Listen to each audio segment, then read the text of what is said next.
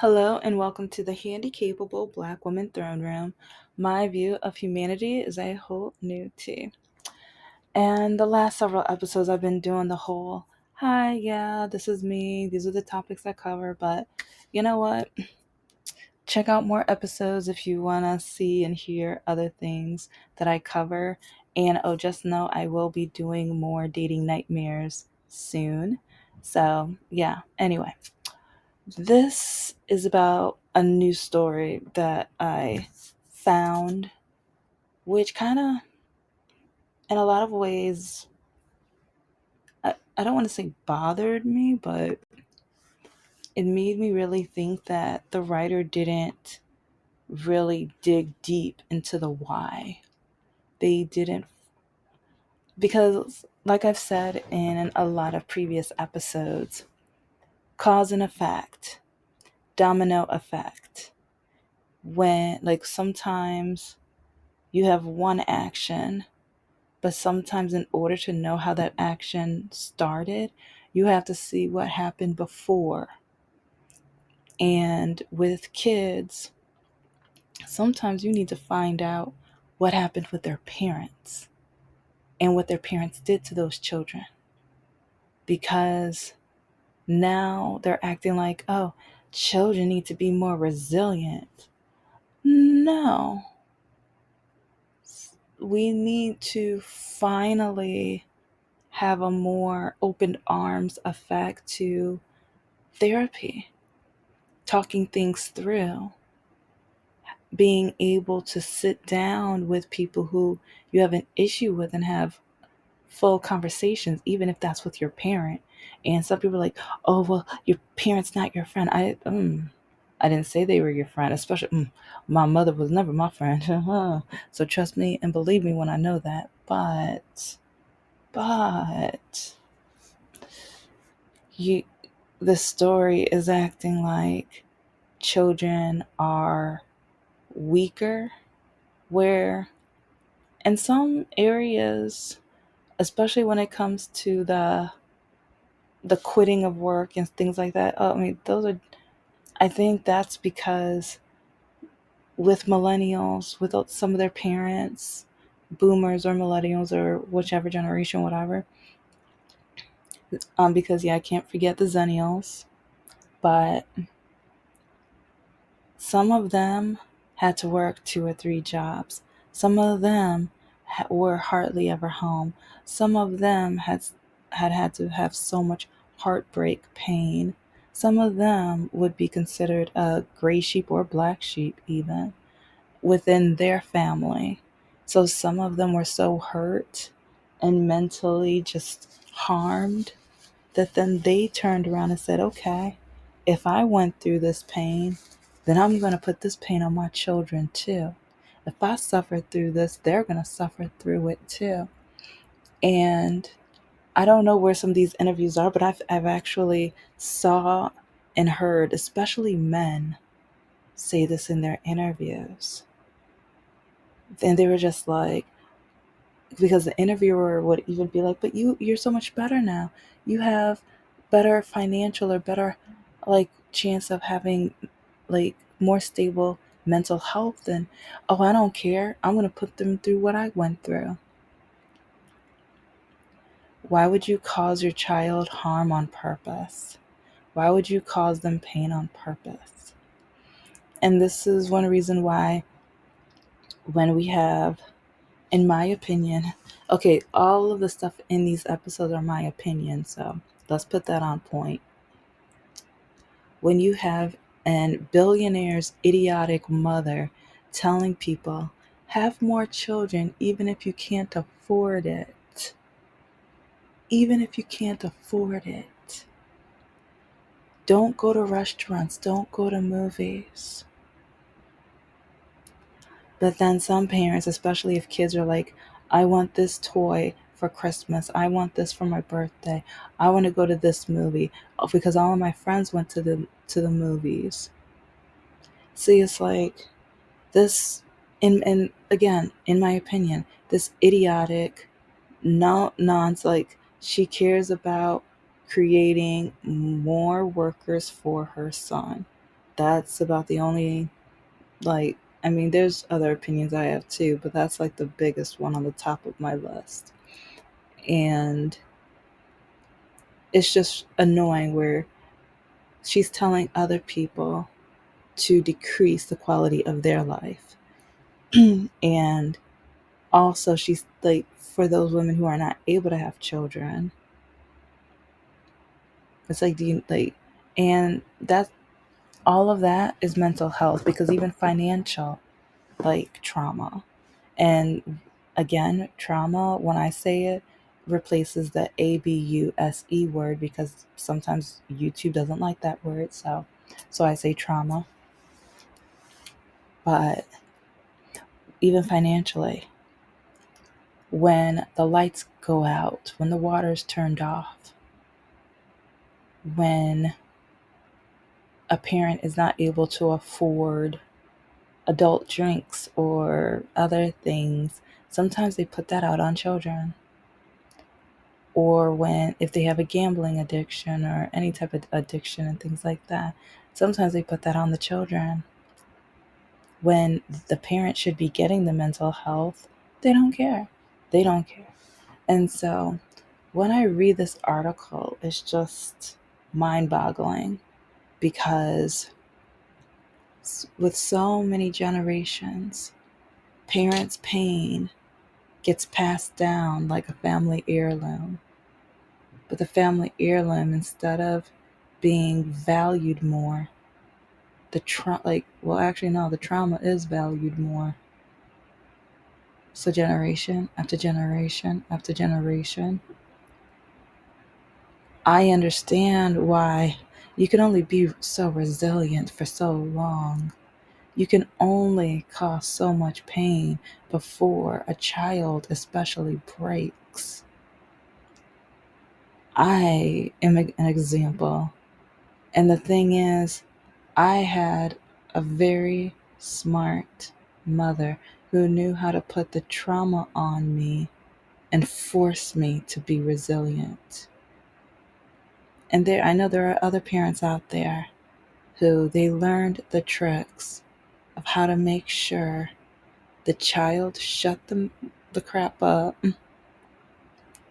didn't tell, like, well, until they were an adult. Because, yeah, once I got into college, I took, like, well, watch other episodes, you'll know, you'll learn, whatever. But you can only be resilient for so long. Sometimes you're tired of being strong. You're tired of always having to just take it and take the pain, more pain, more pain. And when you do react, sometimes the parents are like, why are you getting emotional? Why are you doing this? Why don't you want to come home? Why are you always out of the house? Why are you always in your room? Why are you always like this? Why don't you spend time with me? And see, like, a lot of parents do, because I've talked, like, while volunteering, sometimes kids would tell me some of the things that were happening at their house. And I couldn't really give full advice, because I know some of these parents might try to, yeah, you know. But anyway, I would just be empathetic and compassionate, and just sometimes even teaching them how to do deep breathings, because there were times where I had to do that, like, after being told that I was nothing but a liar because of how I walked. Okay, so yeah, I want to give some examples. Yeah, but just know, like, well, I'll do that for my conclusion, but I'm going to just keep repeating. We are now at a generation that has so much pain, that maybe this is a lesson to not put down therapy. We should not say therapy is a bad thing. We should not say people should be ashamed, or they should, like, pretend that they don't go to therapy when they need it. So, and I know some churches have therapy, and I have some really bad opinions of that. And because, well, my mom was trying to force me to go and some of the things that were said at the church, and some of the things that I remember when my mom forced me to meet one of them, and some of the awful things she said to me. Is like, on purpose, I made sure to never sign up, even though my mom would call me into the room and yell at me and tell me, "Did you sign up yet?" And I knew I couldn't lie because she was friends with one of the therapists there, so she could easily look up and see if I went. But I didn't care. I like I wanted to go to a traditional therapist, but then that wasn't covered under my insurance, and I couldn't afford that. So I had to literally figure out ways to get around it. And I had to basically, I worked and I went through grad school, and work got me through it because then I was away from home enough so that I can avoid the trauma that would have happened. And so, okay. Let's see. Which example should I tell for this one? Yeah, I used to script them, but part of me was just like, I'm tired of the bullet points and things because I, my YouTube channel is as messy as my life. Once I remember one thing, it always got me off topic and straying to different directions. But okay, I'm gonna do summaries, but each one of these are gonna have an episode in the Gray Sheep Society episode or series or episodes, whatever. But elementary school is like, you guys already know about the shoe situation, and I can extend that one too. But remember having to sit in Indian style in classrooms and at assemblies, where it's like you have to sit down and cross your legs. Well, and remember, well, if you've been watching my episodes, you know that I have an undiagnosed, or I had an undiagnosed disability for over 30 years. Doctors said the pain is in your head. You're making it up. You're a liar. So then I would get physically traumatized and mentally traumatized at home. Yeah. But they want me to stay resilient past that. Yeah. Because now a lot of family members even tell me, "Oh, that was your past. Get over it. Your mother didn't know better. She was just trying to make sure that you were going to live a normal life. So she was trying to force you or make sure that you were the best that you could be." But then when I try to tell them what she did to me, "Oh, well, she's gone now, so you can't talk about it." It's like, well, she did the best she could. Oh, there's a reason why she caused that pain. There's a reason why she did this. She did it out of love. Well, here's an example of so called love. With my then undiagnosed disability, I always had a problem sitting Indian style at assemblies. I didn't know why, but I always had to switch my legs. I always had to readjust, and I never knew why. But my teachers would always mark me down for behavior because they said I wouldn't be still. And I would get spankings and I would get punished. It's like my mom would say, if the teacher mentions this during the next parent teacher conference, she was going to make me clean all Saturday. And I was going to get another spanking and other things. A long list of other, like, yeah, there were so many different types of trauma. I'm just like, wow, she was creative in that area. But I would tell her, I don't know why. I can't control it. And she was like, don't lie to me. See, like when I say that she called me a liar, it's like it was mostly about my walking, about how I sat. Like, and so there were some times where I'm sitting in an assembly and I need to adjust my legs. My legs are in pain. I don't know what's going on. And I'm just like, but I am like, I remember one time I was in tears because I am trying to force my legs to just stay still. And I remember my teacher, she started looking at me funny. And she was just like, "What are you doing?" "I need to readjust my legs." "Stay in Indian style. You're fine." It's like, but they are like, "Stop crying. What do you?" It's like, so then she like, well, she told my mom. And so then I remember, I'm trying to remember if she slapped me that time. Because one of the times she did. Because I told her I don't know. And she told me, "Don't say I don't know again," about why I had to switch my legs around. And I remember trembling because I'm like, what do I say? Because if now whatever I say is going to be a lie, because I'm going to just be making up. And that was the frustrating part. When I said I didn't know, she called me a liar. So then I literally had to lie and make up something in order to not get physically traumatized. But then at church they say, "Thou shalt not lie." My mom said I was nothing but a liar. It's like, it was mentally confusing, traumatizing, absolutely traumatizing. And so I I'm a very emotional person, but I know that with assemblies, I would stop being Indian style and I would just try to sit on my knees, and they would still be agitated, but I was able to stay longer. But I remember she marked me like, "You're not an Indian style. Get an Indian," like, but I was like, "But that's not comfortable.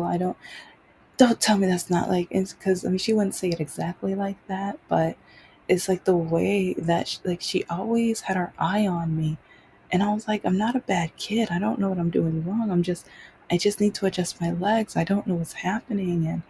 And guys, remember, undiagnosed rare walking disability. All my life I was born with it. It's in my DNA. In my DNA. So I literally all of my life I had to like figure out and find ways to live through the suffering, live through the pain, live through the insults of being called a liar, no good.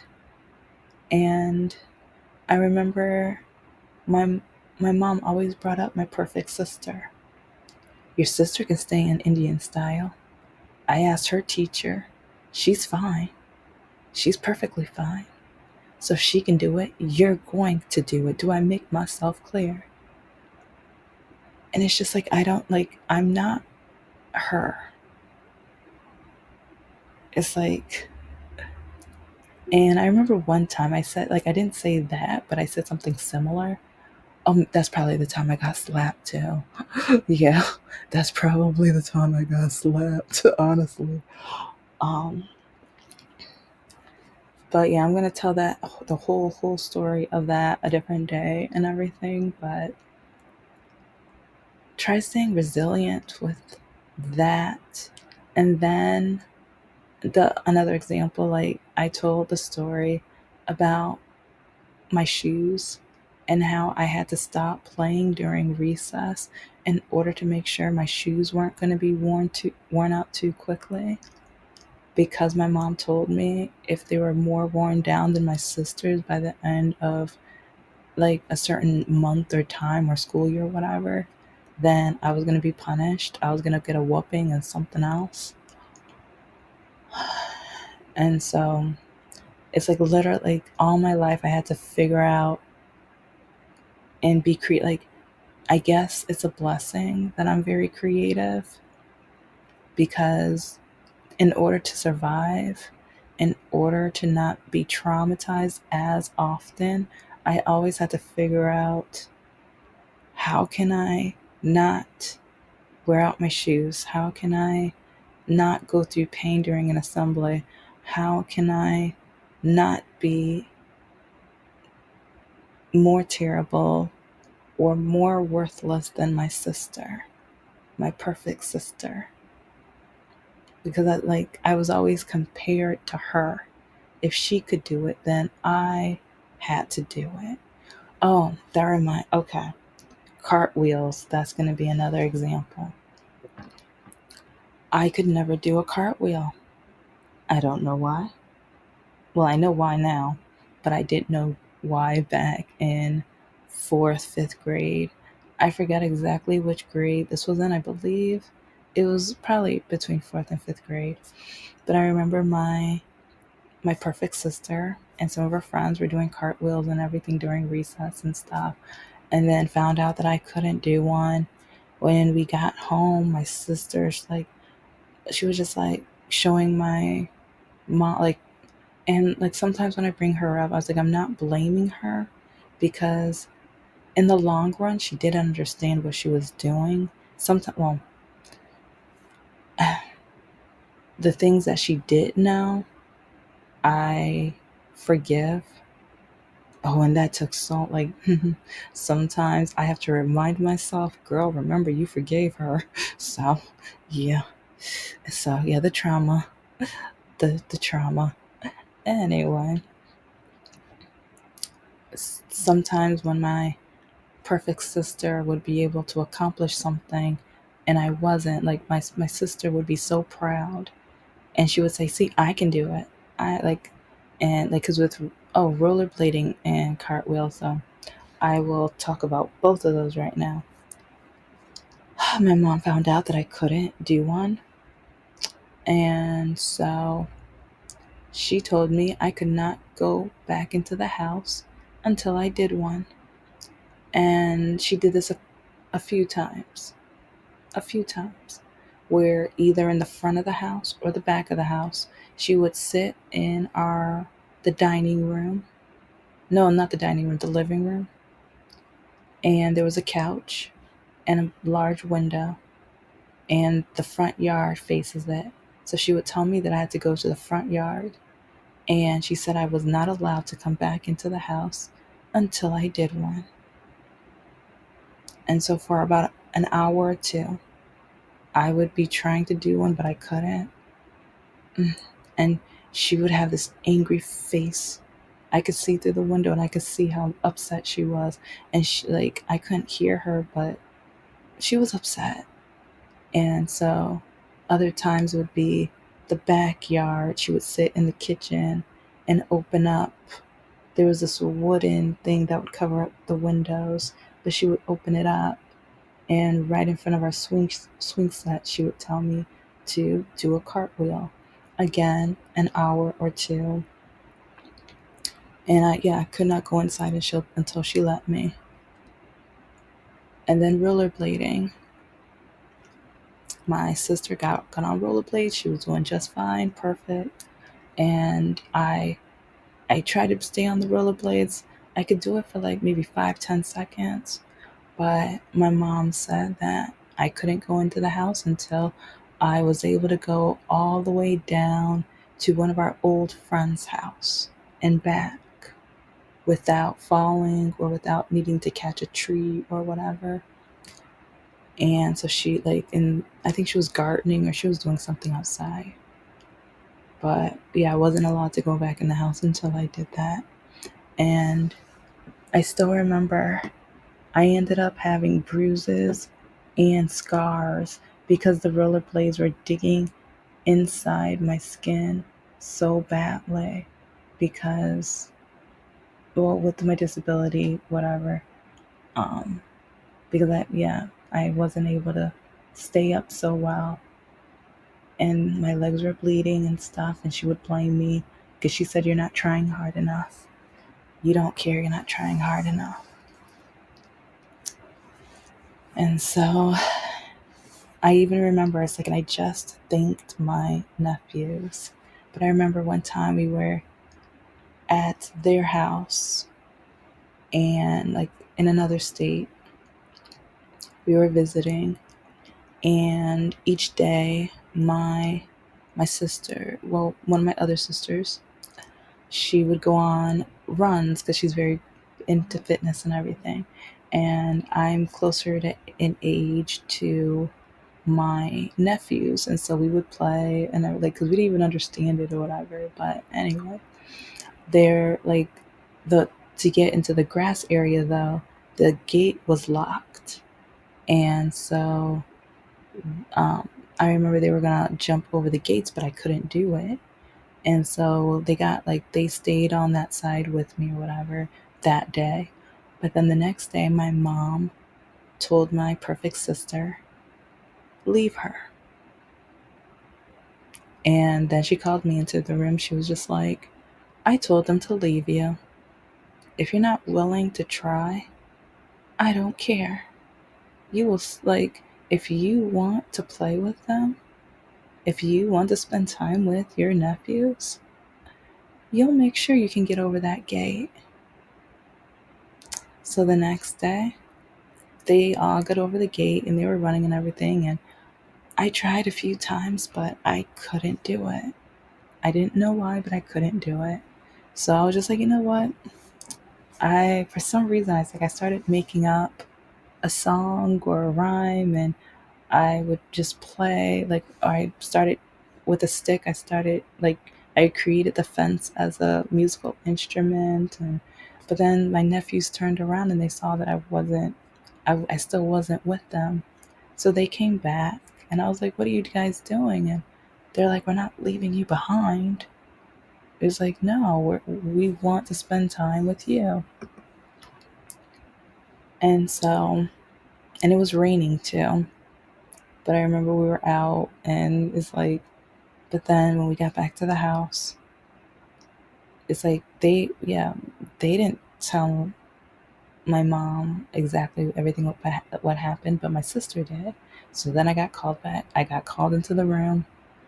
I think I got like a light spanking to make sure I didn't cry, to make sure that I wasn't gonna have a red face and all everything like that. But my mom said when we got back home, or in our home state or whatever, she was gonna make me do a list of things, because now I'm ruining my sister's vacation. I'm ruining her time for fun because I'm lazy and I don't want to do anything and I don't want to put any effort into anything. But they expect us to be resilient. They expect Generation Z to be resilient. The pain that a lot of millennials have had to go through, because the boomers have had to go through, like, because I already know my mother went through a lot, but part of me feels like, if you went through a lot, why would you make sure you put a lot on me?